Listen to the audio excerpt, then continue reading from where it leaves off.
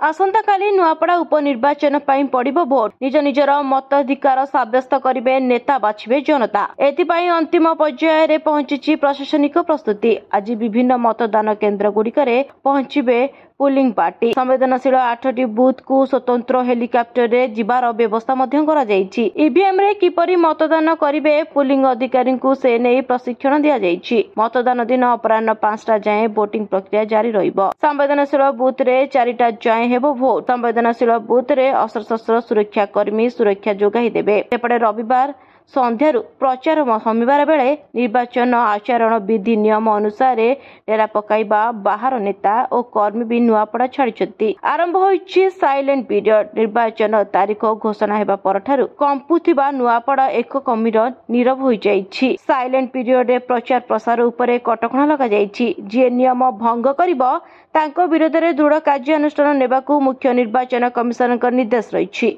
ए नीरव अवधि सबु राजनैतिक दलों पई बेस गुरुत्वपूर्ण। बाहरु जाइथिबा नेता निर्वाचन मंडली छाड़िथिबारु स्थानीय नेतांको उपरे निर्भर करुछि प्रार्थींकर विजय। जदि स्थानीय नेता किछि गड़बड़ करेबे ताहाले बदली जीवो पूरा गणनीति। रिपोर्ट न्यूज दुनिया।